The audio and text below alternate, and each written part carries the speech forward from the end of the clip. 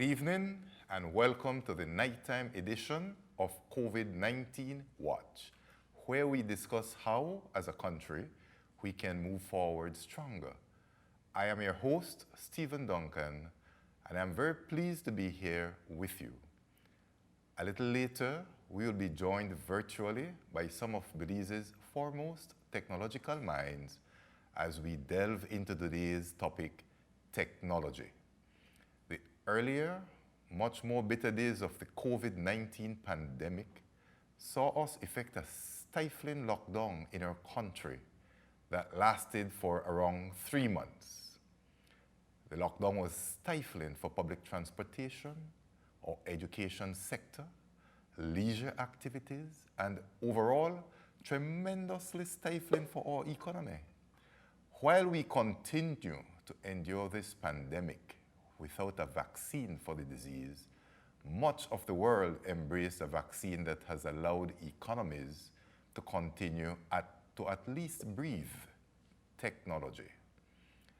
Technology has taken center stage, from virtual platforms that allow people to remain together while being physically apart, to the countless basic and elaborate e-commerce platforms that have allowed companies to continue earning income. Technology has been a true hero in this era of social distancing and quarantining limitations. While we can celebrate that, here in Belize, we know that it's beyond time for us to strap up our boots, bring minds together, and work harder than ever to ensure that technology is as ingrained in our social and economic infrastructure as much as roads and highways are ingrained in our physical infrastructure. In so doing, we can build a more resilient, dynamic, and inclusive Belize. Adequate usage of information and communication technology tools in Belize can allow government to operate more efficiently and effectively. Citizens can have easier access to information and government services. The ease of doing business can be enhanced, which would have a positive impact on economic activity. Health services too can be enhanced. The education sector, as we have been seeing, stands to enjoy invaluable benefits, and the list can go on and on. So, let's delve deep into it. And I now take the opportunity to welcome today's virtual panelists. First, we have Mr. Michael Singh, Advisor for E-Government and Digital Transformation, the Office of the Prime Minister. Welcome, Mike. Thank you, Steve. Glad to be here tonight. Secondly, we have Moshe Smith, Chief Information Officer at BTL. Welcome, Moshe. And thirdly, we have Mr. Dean Fuller, who's one of the directors and I suspect founding members at Vultech. Welcome, Dean. Good evening, Steve. Good evening, Belize. Good evening, panelists. And certainly let me welcome also everyone. I want to welcome everyone and thank you for joining us. I want to say welcome to our viewers, both at home and abroad, who are tuned in to the show. We want you to also participate in this conversation. So I'll be asking questions of the panelists for the first half of the show, and then I will be taking your questions. So please go ahead and post your questions in the comments section, either on Channel 7 or Colorblind Multimedia's Facebook page. That said, let's get started. Mike, as the government rep, I think maybe I ought to start with you. In terms of understanding where we are now, what is the extent of GOB's tech footprint? Well, Steve, as you know, we've been pushing this agenda for the past couple of years to transform government from an analog government to a digital government and looking at finding ways of how we can deliver services digitally. So COVID-19 has actually accelerated that opportunity, Yes. and has pushed us even faster in a direction that we really needed to go. There's so many things that it will bring: the need for social distancing, the need to reduce crowds in lobbies, the need to be able to get work done more efficiently, and also working at home, which is now becoming a norm for so many people. So during the pandemic, government was able to move much of its activities, not just online, but also to their employees at home, because we built a really strong fiber backbone with a network that connects government very well. But some other opportunities also came up, which also helped the situation. For instance, we were able to launch employment relief using the employment portal, which was something that was developed literally in the space of about 2 weeks, and to deliver payments digitally, which is something we were never able to do before. Yes. We were also able to take departments like the lands department and move a lot of their activities online, where people are able to submit documents and request results online. But our overall big picture is to take as Yes. much of government online as we can. Yeah. The pandemic really is becoming our accelerant I to see. make that happen. So yes, it's really been an opportunity for us, but it's also allowed us to react and to do some things we wouldn't have been able to do, But based on, because the audience may not have been as receptive. well, that's what I was just wondering. I mean, based on what you've said so far, it sounds like you've been making some great strides. And I know in this, we've been so traditional, as it were, in Belize. Would you say that the pendulum, we've swung to the other direction where we are beginning to see a greater need for digitalization? I'd rather say that we've started to swing. I don't know if we've reached where we need to be, but at least there's an awareness which we didn't have before. Excellent. People are understanding the value of doing transactions on your cell phone, your computer, and now people are looking forward to be able to do that. I was personally surprised at how all those people that applied for employment relief via the portal, over 80,000 people, Yeah. were very comfortable in doing those applications on either a mobile device or a computer. Very and good to point. and to get their payments electronically sent to them. As Very you know, good we, point. we used new payment methods like debit cards, and there's a couple of banks experimenting with wallets. Yes, yes. So that was an eye opener for me, that many people were willing to participate on a new platform like that. Very good observation, Mike. Thank you. Let me turn to Dean, the private sector in the room, so to speak. Dean, what has been your experience? So you say that you're seeing a larger appetite now through your company, Fulltech. Are you seeing a larger appetite as it relates to demands for technological solutions? Yes, that's very true. We do a lot of hardware sales and solutions, and we have noticed that people are requesting the hardware to be able to work at home. They need the equipment to be able to function and to participate. So things like laptops, headphones, Wi-Fi solutions are things that are greatly demanded in this marketplace. So we are preparing ourselves for that, and also to provide solutions for customers to be able to equip them with the hardware that they will need to work at home. So there's a definite drive in that direction. Excellent. Thank you very much, Dean. And Moshe, you're with with one of the larger telco, probably the biggest. I don't want to get into that.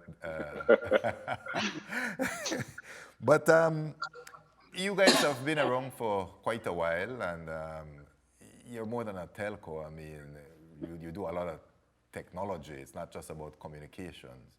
And in terms of the technology, what would you say as it relates to the infrastructure? Are the do we have what it takes to be, as a country, to be able to move to the next level, Moshe, in terms of infrastructure?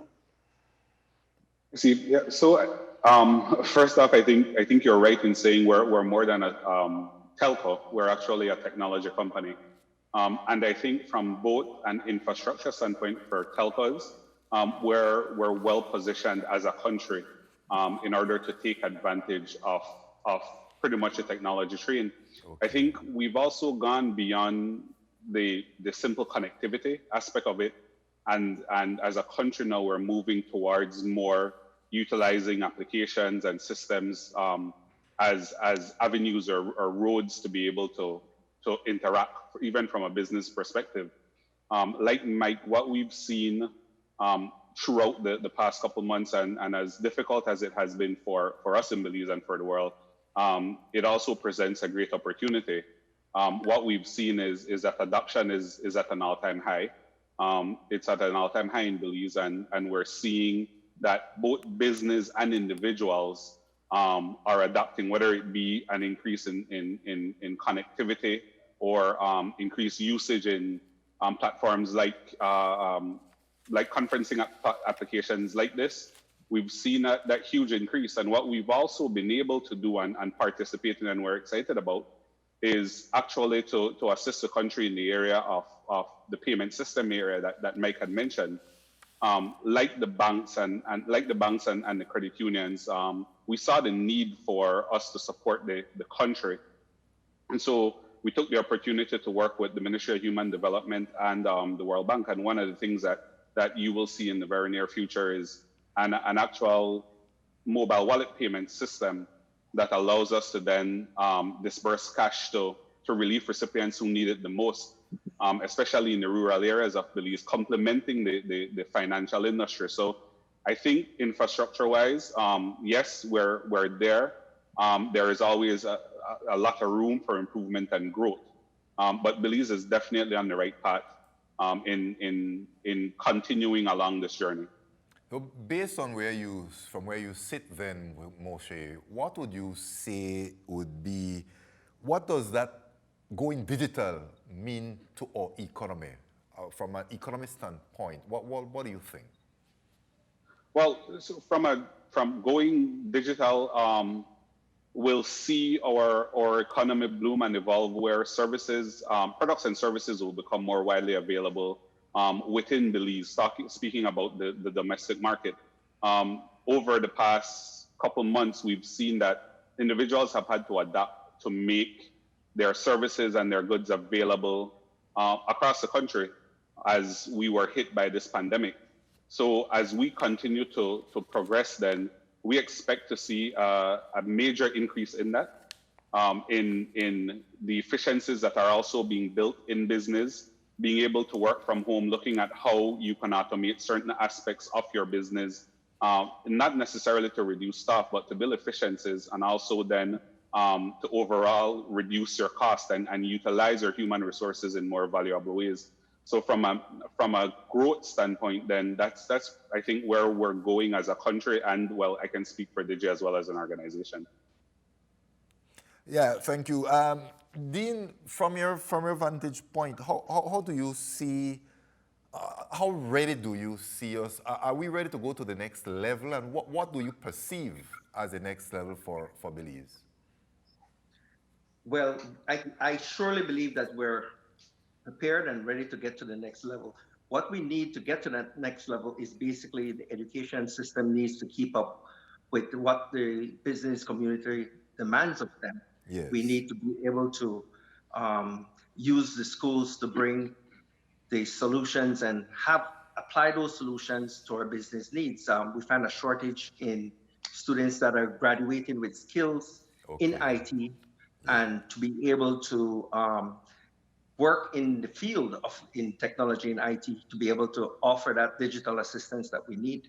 So I think education would be the number one area that we need to improve. And maybe I ought to pose a sort of provocative question on that point.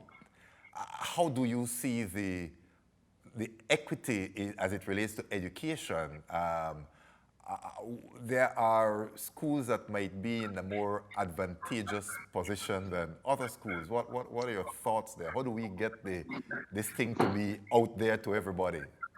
I like the initiative that the Ministry of Education did in providing laptops to students in secondary schools. I think Yes. that was a great start and a great initiative. We should expand on that.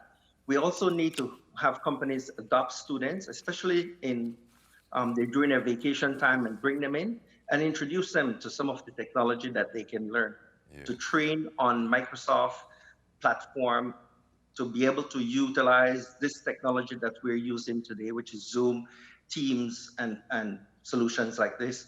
And I believe that if businesses adopt students and bring them in on internship or part-time basis, because a lot of students are home and they have a lot of free time, and it can be Yes.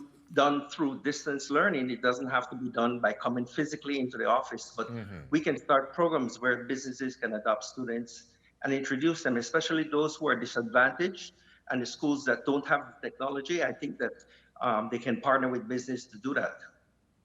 Steve, Excellent. if I could jump in real quick on that, there's what we call a digital divide between education, business. You know, you have so many children that have ability, but they don't have access to technology. And Yes. I know the government has a very large program with Digit to try to put all this technology into schools, and of course to expand the footprint. But training, as Dean said, is a big issue. We are trying to develop a digital services team for government, and finding the talent to staff that team has been very difficult because we just aren't getting the graduates with the skills. You know, you need things like user interface skills. You need things like developing certain technologies. I'm sure you might find the same issue with what you do at the bank, because you guys are moving heavily into technology. So the ability for our education system to adapt, not just at the lower level, but also moving up to higher education, to be able to put out the graduates that can take the jobs of tomorrow, is where I think we need to really start positioning. Outsourcing technology, the BPOs could move up to the next level of where working remotely on IT projects becomes a reality, where people can be employed by companies that are not in Belize because they have the skills to do it. So there's a lot of work that needs to be done to get our education system up to that level. All right.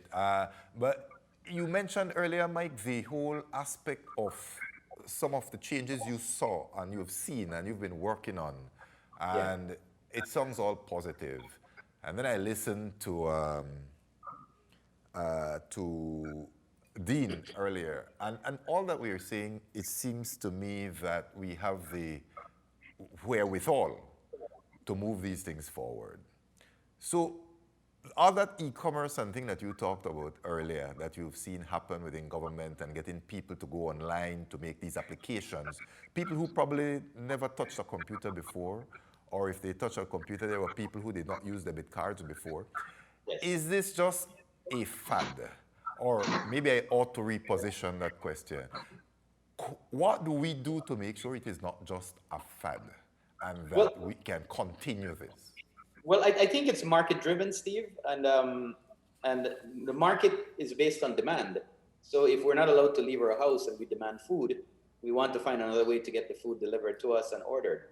If we need to get a government service, whether it's a land paper or a birth certificate or your banking, you have a demand, and the demand drives the supply. I think all of a sudden now we're starting to realize that the demand is bigger than we thought it was. But there's some fundamentals that have to be put in place to build a platform upon which those digital services and businesses can be built.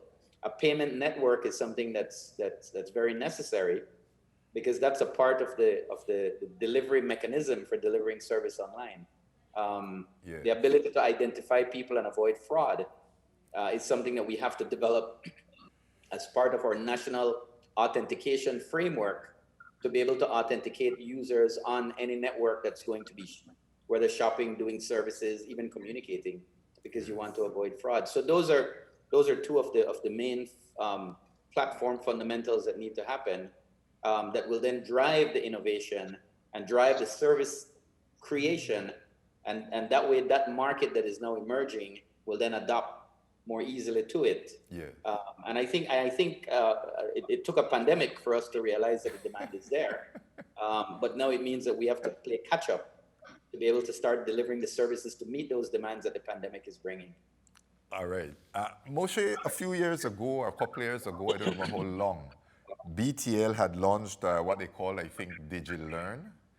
Yes. And could you, I think that was in part, was it in partnership with government? Could you tell us about it? And in particular, what I'm trying to get out of it is, what would be your thoughts on how effective that program was? Well, we launched DigiLearn about 2 years ago. We're now going into what would be the third year, including our pilot phase. And what we've seen from DigiLearn within the schools that we've deployed, and we deployed it about in 8 schools, upwards of over 3,000 devices deployed to students in those secondary schools. And what we've seen is that both the school and the students have adapted very well to the introduction of technology. And yes, you're right, it was in partnership with the government of Belize, the Ministry of Education, Microsoft, and as well then, of course, Digi being the technology partner. And I think that what we've seen now over the past couple of months is that the appetite has been opened up within the Belizean society for technology and the introduction of technology in education. Schools that did not participate in the pilot also then started adopting Zoom, Microsoft Teams, which is our preference, and other platforms to be able to deliver education to their students. Yes. My daughter actually attends St. Catherine's Academy, which was one of the participating schools in the pilot. And throughout the pandemic, their classes didn't stop or they didn't skip a class. They continued participating as normal. I also have a 5-year-old, and amazingly, my 5-year-old was able to participate. His teacher actually had online classes the entire time, leading up to last month.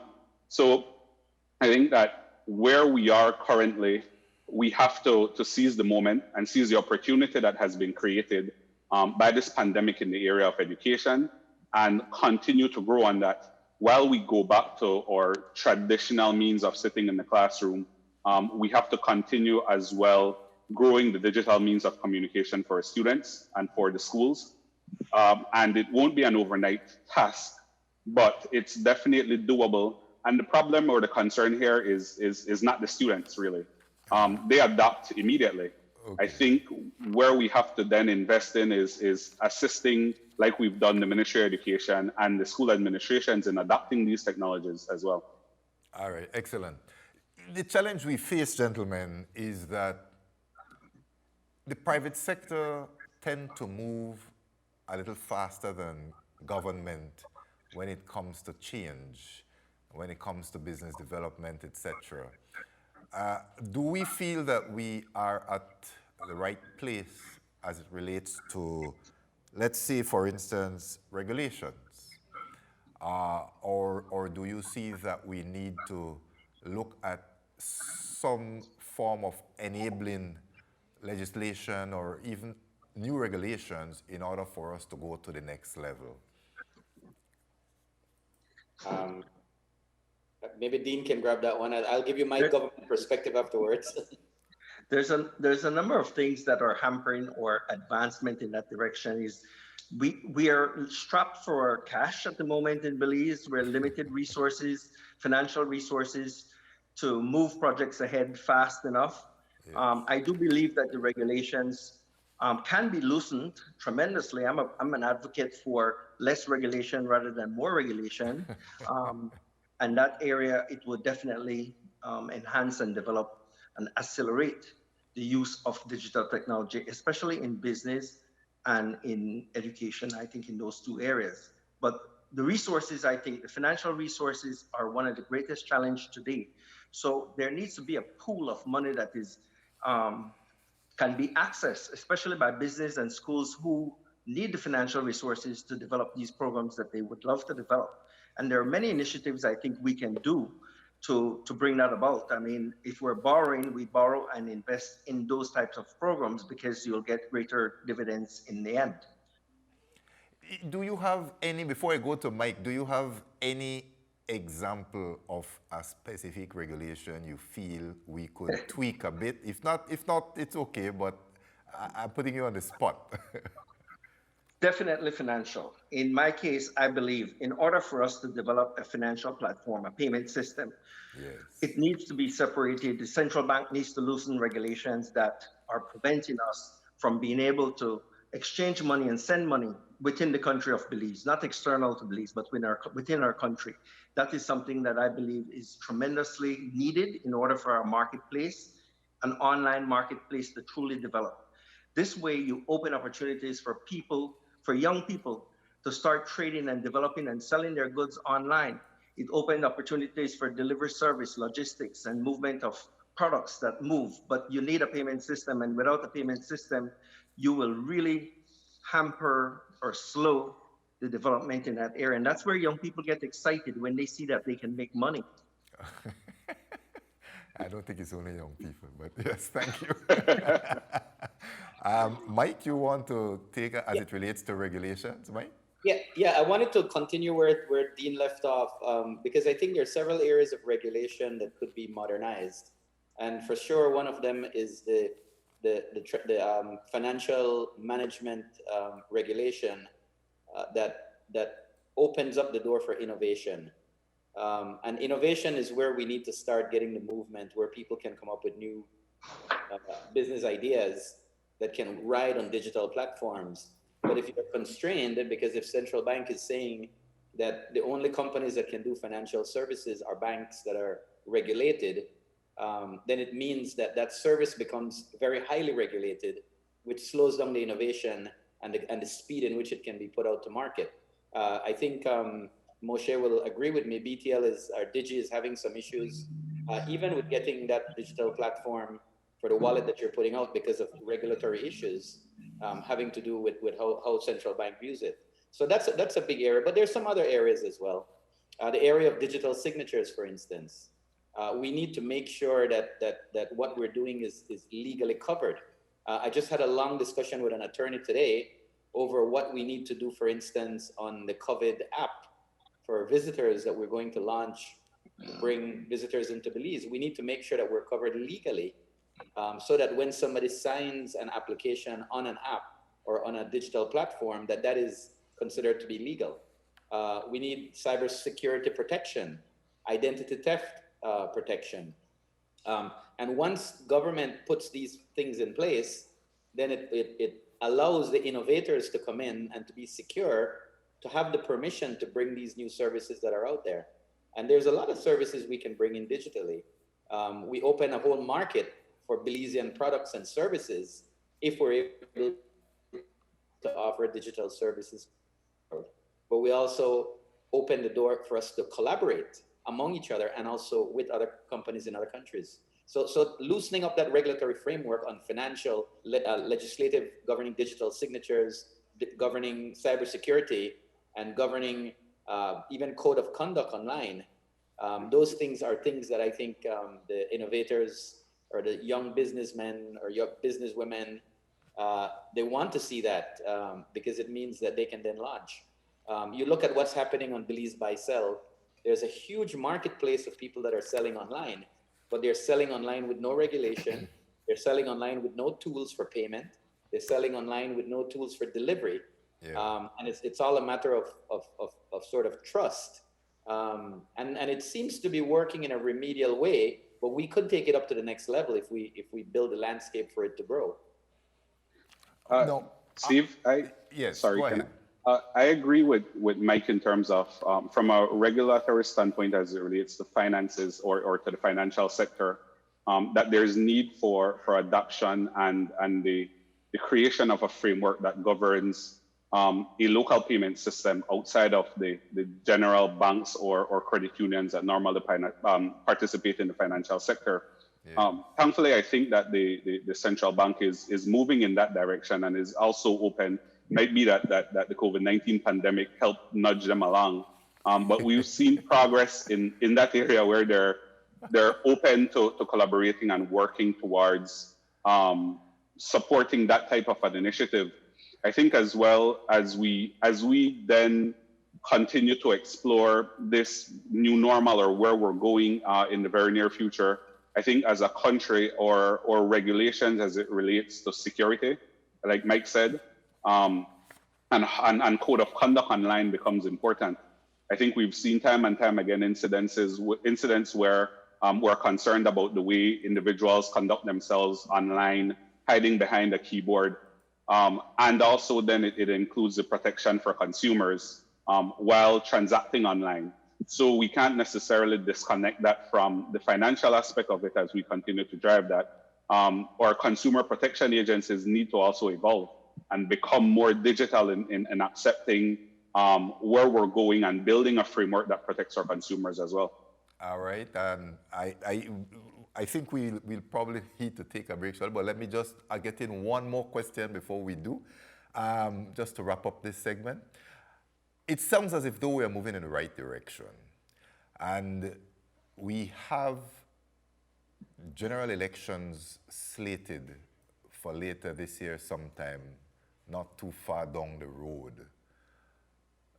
Do we see that, has this whole issue of technology been politicized in any way that we may see a change in direction, or do we feel that the whole of Belize, we are moving in the same direction irrespective of the political directorate?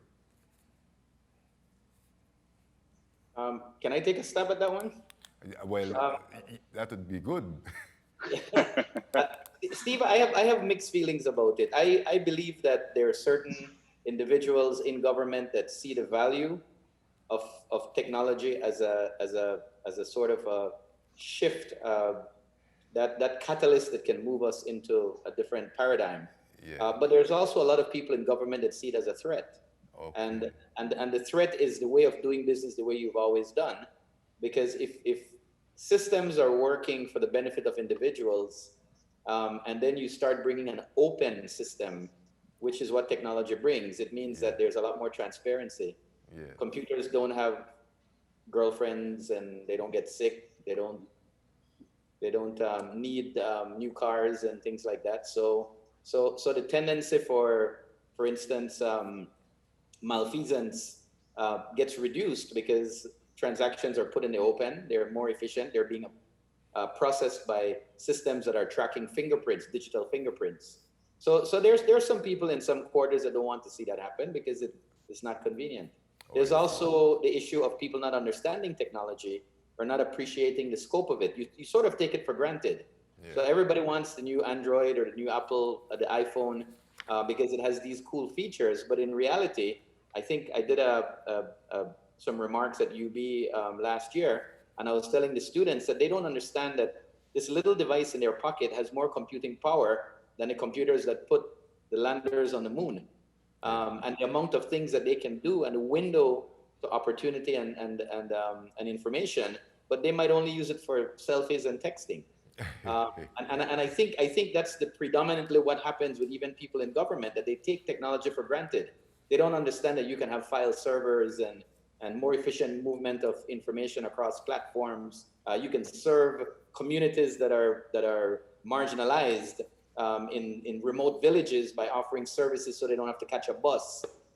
It brings economic development, and that's where the big picture of it comes in. But that is what you're talking about there, Mike, seems to me to be in terms of the public officers. So it would sound to me as if though whatever happens, we're still on the same path. I mean, irrespective of the political party, we might have the same... It's not a political party issue. I think it's more of a public service. Yes. That is designed to be analog. Yes. Which was designed in the 1950s, 1940s by a British bureaucracy that has not evolved. And if we make that paradigm shift and we make a conscious decision that we will create a digital government, it changes so many things for everyone. But then people get afraid. They don't want to lose jobs. They're afraid of how you're going to retool. Maybe they're not educated enough to use an information system.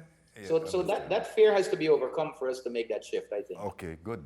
All right, well, we'll take our first commercial break. And Just let me advise the viewers that we'll be right back. When we return, we will continue with the conversation, and we will also be fielding questions from our viewers. Please stay with us. We'll be right back.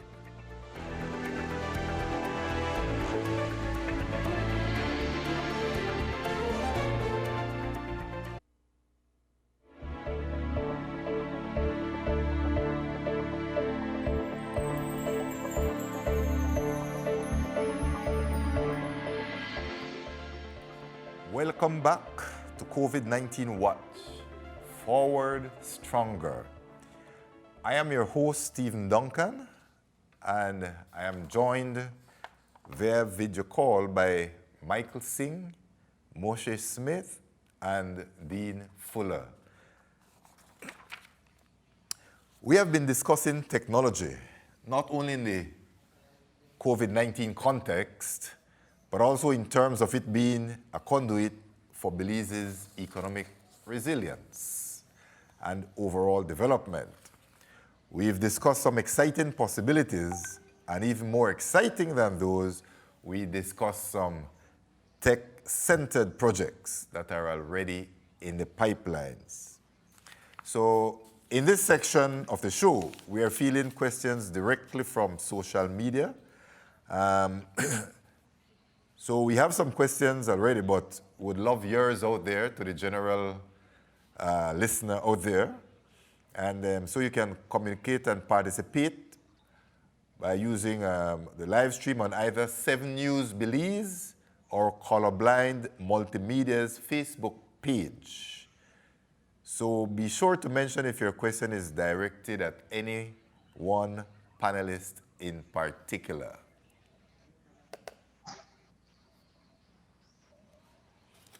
So maybe we can start, and I want to see how I can bring there's an aspect that I would like you gentlemen to look at as I look at these questions in terms of using the digital technology, the technology of itself, to generate income. At the end of the day, business people are in business to make money. And here we are faced with this challenge, this dichotomy of sorts between making money, but people can't come and Belize can't spend. So the tourists can't come, afraid for COVID. This one can't come, that one can't come, we can't go. So how do we make money using technology without having to bring people to Belize? Is that possible? Mr. Dean, Mr. Private sector, what would you like to see? I think you're muted, Dean. I think you're muted. Okay, Belize is a very fortunate country. We're very fortunate in the fact that we have so much resources. We're filled with resources. This is a great opportunity. This is a challenge for us to look at the resources that we have in the country, especially in agriculture. Look at resources that we have in arts, music. We can put those things online and sell them to the world. Belize has the largest pharmacy in the world. Our rainforest is filled with pharmaceutical products that we can develop and package and sell globally. Many companies come to Belize seeking these investments. We have minerals. We have many minerals that are untapped. Our rainforest is filled with many things that we can sell. This is an opportunity to challenge, I think, the business, young entrepreneurs to find ways to sell their products and move their products outside of Belize, not only within the country. And so even in tourism, for example, there are now opportunities in virtual tourism where you can dive in the blue hole without really going into the blue hole, and we can package those and sell it. We have lots of opportunity to package and sell products from our country. So I think it's a good time for us to start developing those products that we have and sell them. And there's just to me, I think I feel very positive looking forward in that area. Excellent. But Moshe, basically what Dean is talking about there tells me that if we are to do that, we would need our own local Amazon. So you All right. could pay for these things online and so, I mean, what do you see coming out of this? Well, I agree with Dean, and I agree with you as well in terms of where of our own local Amazon or Amazons, because there's room for more than one. Where we are and where we're going, I think it's so the payment system conversation that we had earlier is in full focus as it relates to this, in allowing entrepreneurs to be able to do business effectively, to do business across the country without the need to travel from one location to the next. I think on the connectivity side, we've done a really good job at ensuring that connectivity is available to the majority of the country. Now it's for us to enable entrepreneurs to be able to build businesses based on that connectivity to make their products and services available to the Belizean market, and as well outside of just entrepreneurs, it's for established businesses to look at the efficiencies that they can build in their own organizations based on technology. That will then allow them obviously to reduce costs and invest in other areas that will see our economy grow. So I think that overall, we're at the opportunity, and I keep on saying it is there at this point. We've gotten a boost. This is a positive coming out of COVID, and it's now for us to invest in it as businesses, as entrepreneurs, and as government to enable our society to be able to participate in a digital economy locally first, and then expanding it globally. Yeah, thank you. Mike, but we have to be real at the same time, Mike. We are not unique in the sense that all the countries in the region are trying to do the same thing now within the context of COVID lockdown, and everybody's struggling, everybody trying to figure out new ways of doing things, everybody trying to understand, well, how do we make it? How do we differentiate ourselves? Are we doing anything differently? Do we have anything different to offer along these technological advances? Well, I think Steve, the idea that Belize, the market in Belize is the only market we have, is something we need to get our heads out of. I see a lot of sites that sell products in Belize. They tend to be very Belize centric. So we're importing goods and we're selling them on Facebook Marketplace, and to local people.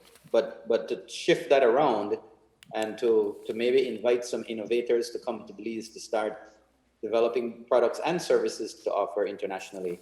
One of the things that I find very interesting is Belize is now becoming in high demand because of the fact that we've managed the pandemic well, that people see it as a place that is naturally socially distant. We have good technology. So as a platform for people to work from, becomes an interesting sales pitch. So we may not be able to get week-long tourists because everybody else is after them, and the regulations may not favor that. But somebody coming here that wants to either rent a villa, buy a house, and they want to stay here and work, we're very attractive for that because we have the bandwidth, we have the access to markets. We have trade agreements that allow us with tax exchange treaties that allow them to work virtually tax-free as well. So those are some of the things we need to start thinking about, increasing commerce, not only by selling goods, but also by providing a platform. Belize as a platform, I guess, is what I'm trying to say. So let Belize become the platform for you to launch your enterprise. Gotcha. And I think Belizeans can participate in that very well. I met a young man the other day that is building POS systems, and he was telling me that he's got clients all over the world. Yeah. And he is building POS systems, a Belizean young man building POS systems in Belize, and he says he has more clients outside Belize than he has in Belize. Yeah. So it can be done. My daughter is a good example. She works for a couple companies in the US living in Cayo. She does marketing, she does social media, she does customer service sometimes, and it doesn't change for her. Her day, she sits down and she goes to work, and she earns money working somewhere else. Yeah. There's so many opportunities like that I don't think we're looking outside at. Yeah. And it doesn't mean that you have to work for a BPO company. You could be a BPO of one. Yeah. But it does us a very interesting thing in that so far we have generated so much of our foreign currency through tourism, but those persons have to come to Belize. Therein lies a big part of the risk because then the likelihood of bringing the virus to Belize. But if you're able to generate that same US dollars without the people having to come, you can do it remotely, as in the example you've given with your daughter. I think those are the kinds of things we need to start to probably look at. And whether it be BPOs or whether it's you doing it individually across the country, I think those are very good things for us to look at. Now, having said... Steve, there's so many platforms though, and I think people need to be exposed to the platforms. Got you. And I learn about them, again, because of my science graduate, and he's telling me that he's working on developing some video games with friends of his, and that there's so many platforms that you can launch independent games that make money. I didn't even know these things existed until he started showing them to me. But there's platforms for everything. There's platforms for advertising, there's video platforms, and somehow the exposure by Belizean young people to understand that these platforms are not just for entertainment. Yes. YouTube is a huge income earner for many, many people. Right. There's big enterprise on YouTube. So learning how to use the platforms to launch your own innovation is something that I think we could benefit from. And Moshe, maybe that's something Digi could look at to do some kind of exposure to our young people through the school program. Yes. So far, Mike, we've looked at some of the opportunities, but let's be honest, at the same time, COVID has done something to us because it has caused government to go virtually into the red. Yes. We've been spending money that I guess it might be fair to say, well, we don't really have, but we have to find it to be able to keep our country going. People tend to try to shy away from the issue of taxation, and in fact, since COVID has started, I've heard people talk about tax breaks, ease up on the tax so that we could get back on track and that type of thing. Do you see technology helping government to be able to collect revenue? At the end of the day, a government cannot run without taxation, so we know that it is a must. But how can we try to balance, make it more equitable so that who is to pay his or her fair share and not leave it lopsided in any one area while others might be able to dodge, so to speak? Well, there's a major program that's ongoing, which is the modernization of our tax department, which is now called the Belize Tax Services. It's no longer the tax department. And I believe they recently signed a contract to replace the entire IT system, which will allow us to be more efficient in tax collection because it's real-time collection, real-time monitoring, and risk-based auditing as opposed to personal on-the-ground auditing with e-filing and connections to eventually to point-of-sale systems for automatic reporting of sales. And also connecting it to customs so that you can monitor imports, because if you know how our tax system works, it goes from an import or a produced good into a retail good, and it gets taxed along the way.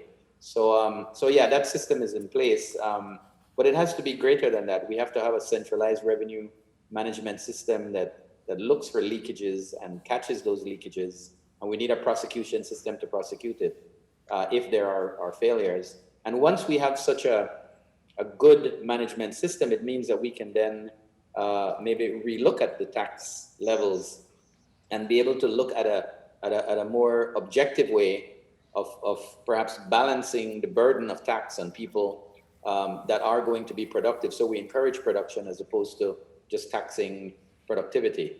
So we should be taxing consumption and rewarding production. And be able to come up with that equitable system so that there's more economic activity coming from production. But we can't do that until we have a good handle as to where our leakages are, where the opportunities in taxation lie. And I think we're close to it. That project is going to be another year before it's fully implemented. Okay. But moving out of COVID-19, it means that we do have to bring that efficiency in revenue, but we also have to bring the efficiency on the other side in service delivery, because you can't focus only on collecting money. You also need to focus on delivering the service that you're being paid for. Correct. And that's where e-governance comes in. Correct. All right. Steve, Yes. Sorry, Steve, I agree with Mike. I think one of the things that we have to do is to understand and also then push the envelope in terms of explaining that technology is an enabler in all of this, and technology is not necessarily the end state. And so we have to start approaching this from the angle of understanding a real world problem or a real beliefs problem, analyzing that, and then understanding how we use technology to transform that problem and address it. And taxation is one of those issues that we can battle that way. But we have to also then keep in mind that technology in itself won't solve our problems. Yeah, I got you. Moshe, as a final question, the Office 365, is that still around? I think government had partnered with DJ on it. What is it being used? Is it? Right. So we are DJ. We are a Microsoft partner, and Office 365 is one of the products along the many product lines that we offer from Microsoft. And Government of Belize is one of our major customers from a Microsoft 365 or an Office 365 standpoint. We're also actively then seeking out local businesses to help them transform their organization by utilizing these world standard tools. And we're also then in the process of deploying Office 365 for commercial use for our residential customers, which I think would also help them in participating in this digital economy. So that's pretty much alive and kicking for us at DJ. And it's an area that we know has helped us in transforming or adapting to the current pandemic. As we saw a boost in customers asking for Office 365 or Microsoft Teams trial to be able to work from home and work remotely. Okay, excellent. All right, we are at the end, and I want to give a final question or a final time to Dean. Dean, just pull it together for me. How do you see us pulling all this together to make it effective as we try to move forward, all that we've heard here tonight?